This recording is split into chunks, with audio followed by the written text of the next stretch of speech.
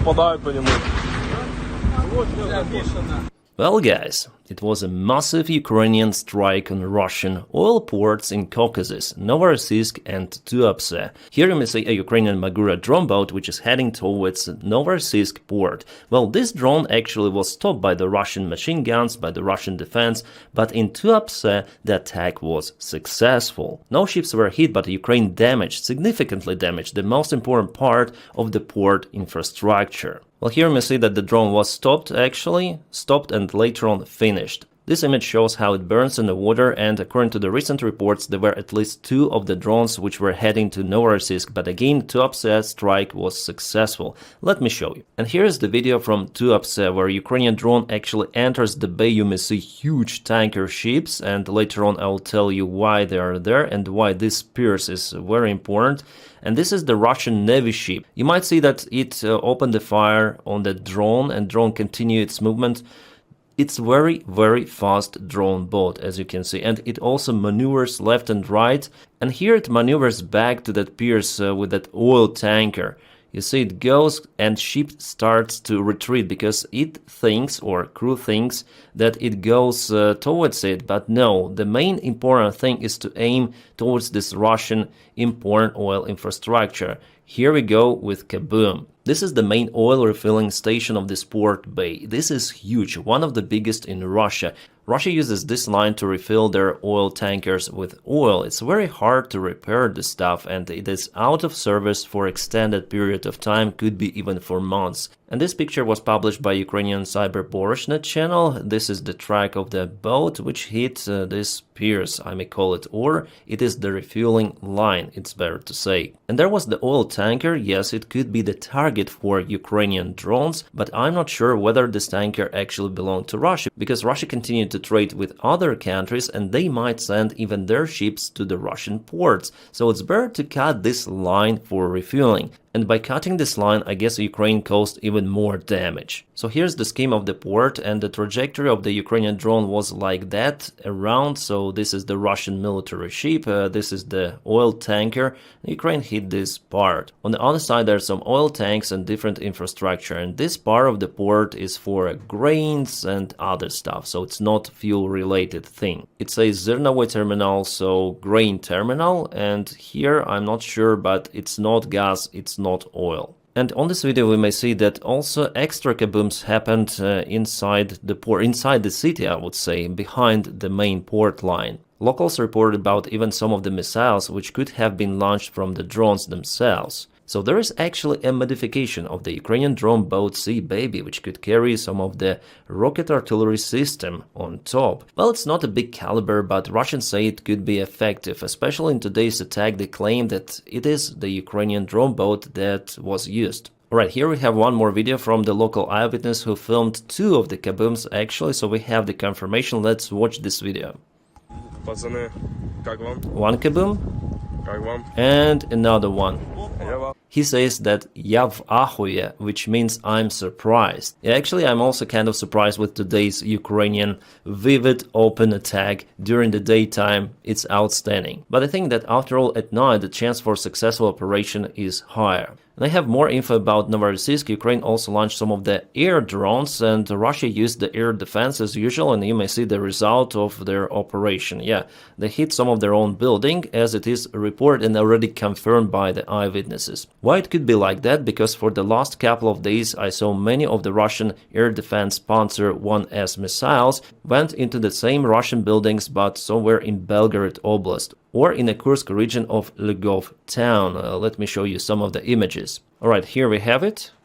Короче, вот такая вот ерунда. Вот он этот, я так понимаю, блок. Yeah, that's the Russian Panzer 1S engine, yeah? The booster engine that launches the air defense missile. And Russians report about one more, calling it a Ukrainian missile, which is absolute nonsense, because we all know already how this booster engine looks on Panzer 1S. And here is probably the local hotel. Yeah, the same picture we usually witness in Ukraine sometimes also could happen in Russia. Maybe Russians intercepted Ukrainian drones just like that. This video, for example, shows a Ukrainian drone FP1 that was intercepted and later on kaboomed just on a road or in a field. I remember how Russia accused the Ukrainian side for using electronic warfare for shutting down the Russian drones or air defense systems for shutting down the Russian missiles, and they say let them fly to hit your military targets, otherwise they hit civilian infrastructure. Well, Russia, we may say the same for your side. So Ukraine is capable not just to hit the Russian oil refinery capabilities, but also the supplyment of the Russian oil to the third countries. From Tuapse, Russia usually sent oil to the Southeast Asia, including countries like Singapore and even Indonesia. Yeah, Indonesia has its own oil, but Russia sent some of the oil chemical components there for the fuel production. Now that way is closed. I think at least for several months, and Donald Trump should be satisfied because he was so much against the Russian oil export to India, to China, and to European Union. Well, Ukraine applies its own sanctions on that. And this video comes from Novorossiysk port, where Russia managed to stop Ukrainian drone strike, and you see that locals are filming it. They're cheerful. But in Tuapse, the picture was totally different. So this is what was happening in Tuapse. Let me show you this video. Вот так лежим. Пуля над головой летает, блядь. Никак не... Those Russians were going to the beach, but they were stopped by their own Russian defense. And at the end of this video, let me play you this part with more audio gain, so here you'll hear it. Попали, блядь. Попали. Ох ты, блядь. You see, bullets, you heard, yeah? Bullets are very, very close, near them. It's kind of tricky for those Russian tourists. Well, I wonder why Ukraine decided to do it during the daytime, to show maybe to everyone that Ukraine is capable to send the drones that far away, because Tuapse and Novorossiysk, they're behind Crimea, in Caucasus. The drone alert was announced all across the coastline, including the main city of Sochi, which is the popular tourist destination. It was definitely a big kaboom day for the Russian Federation, because Ukraine hit Salavat oil refinery facility in Bashkortostan. Roughly 1 week ago, Ukraine already hit it, but today refinery was left without one more distillation plant, which might take Russia again several months to restore. And usually there are several of the distillation units in each refinery, and from what I see, Ukraine hits the initial distillation plant in every refinery, so it completely stops the refinery operation, because the other distillation plants, they are not needed in this case without initial one, right? Alright, and that is the situation with the Russian fuel in occupied Crimea. You may see lots of the cars out there. Yeah, you can see they still drive out there. They're capable to do it, but it's very, very rarely that Russia sends some fuel to peninsula. Usually Russia sends weapons to the front lines via Crimea. That's why it's still important to kaboom the Kerch Bridge. But definitely there is the crisis, not just in Crimea, but in most of the Russian regions with absence of fuel. They declared fuel emergency. And it's going to get even worse for Russia. The Russian economy definitely struggles, and we have one more sign for it today. So the Russian Finance Ministry proposes raising VAT taxes to help fund Ukrainian war. Well, the initial rise will be for 2% only from 20 to 22, but it's already kind of the interesting sign. So it's a sign of the possible so-called soft landing of the Russian economy, as was announced by Putin himself. But Putin's secretary Peskov today stated that Russians are ready for additional burden for Putin. He really said like that, it's the quote. The overwhelming majority of our country's population is absolutely entitled around President Putin. This is absolutely indisputable fact. And those who support President Putin, are they ready for some additional burden under the current conditions? I have no doubt that they're ready. So they're not even saying about support of Russia or something. They're saying about supporting Putin and his war effort. Well, actually, it's not his own solo decision, I mean, of Putin himself. No, it's about all of the FSB circle around Putin, the Russian regime, how it is. Well, Peskov is right about one thing. The Russian society is really inactive. And also they're ready to go for the war in Ukraine, in neighboring country, for millions of rubles, to die themselves or to cause death for Ukrainians. It is not Putin himself who goes to Ukraine and flatlines everyone. No, those are Russians who go again to Ukraine mostly voluntarily. So the problem itself also lies within the Russian society, and we don't see how they protest or something like that. No, they're pretty much okay with the current situation. Well, we'll see how it goes further, because their economy is going down and down, and Ukraine, I would say, acts the most in this sphere to apply drone sanctions on Russian refineries and other infrastructure. Also, Peskov today stated that Russia is not a paper tiger. It was the response to yesterday's Trump's tweets. I'm sure that they were panicking about that mood change of Donald Trump, but I wouldn't say that it's the final update of Donald, that he is pro-Ukrainian or something. No. Plus, Peskov called the special military operation war. He said, this is war. Just to remind you, some of Russians are now in prison because they were calling SMO war, but for Peskov, everything is okay. He may call SMO war or as he wants to call it. So Peskov said Russia is not a paper tiger, we are bear, and there are no paper bears. Sounds cringe, but that's what he said. As for Ukraine, he said those who refuse to talk today will face worse terms tomorrow. But it's not about talking, it's about following the Russian demands to give up Donetsk Oblast, as Putin told to Donald Trump in Alaska. And initially Donald Trump was following that vector that, okay, we're going to push Ukraine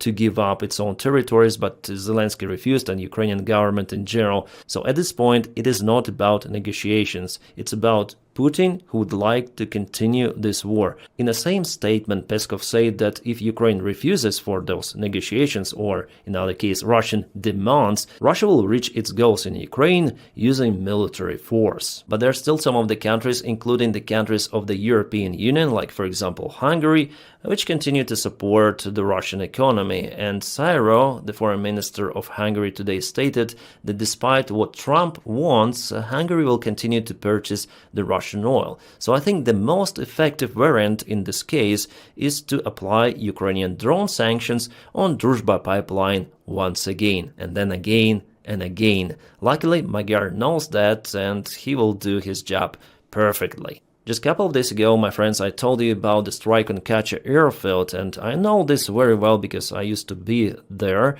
and today there was one more strike. We have the satellite image. Yeah, it's a bad quality image so far. I'm waiting for the new, but some dark spots are visible. Moreover, yesterday I got the information about the Ukrainian drone strike there. Definitely there are some of the changes on the apron.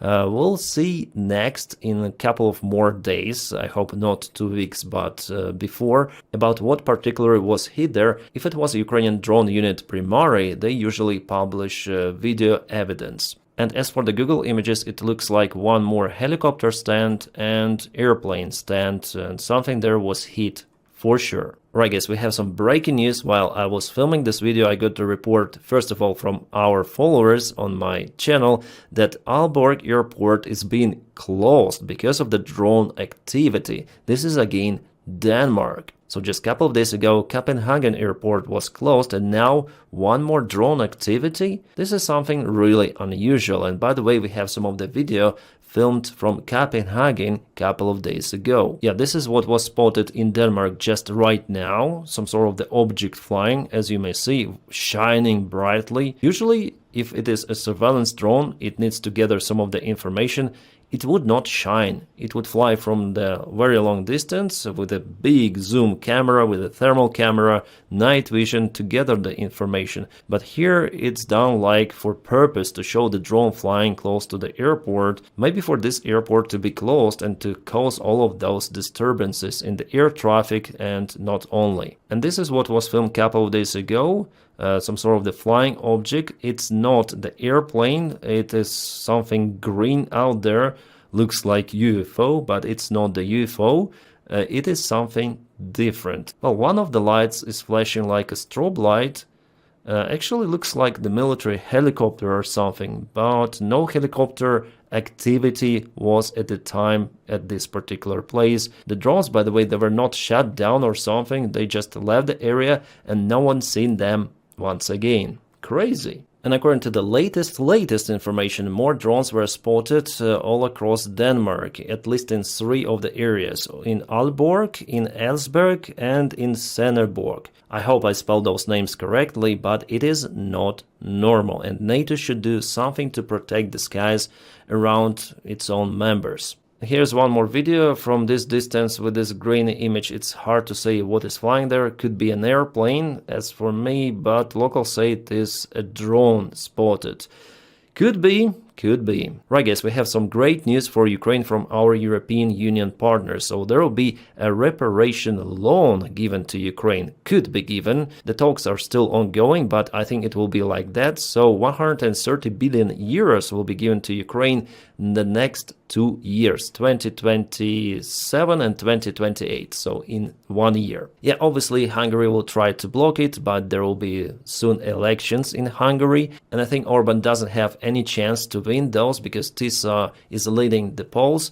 Slovakia might block, might not, we'll see. Slovakia, after all, supports Ukrainian European Union initiatives and Ukrainian membership in the European Union, but Hungary, obviously, with Orban, it is no-go, and they veto absolutely everything, because I may say Orban is just the Russian or Chinese assert out there in the European Union. But I'm sure that this help will be given for Ukraine, and it will include some of the military support, because Ukraine is now as a shield of the European Union security, or the shield of entire Europe, because we see that the United States is not willing to support some of the military programs, especially for Baltic countries.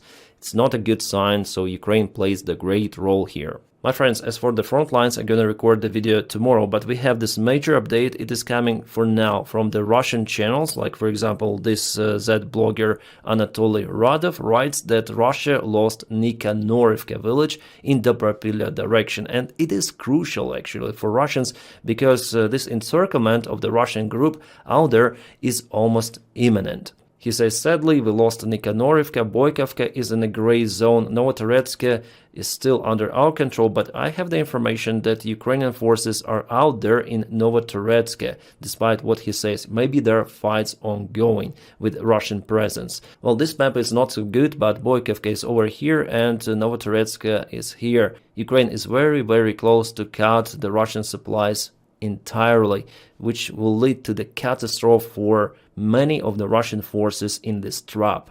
Absolutely great news.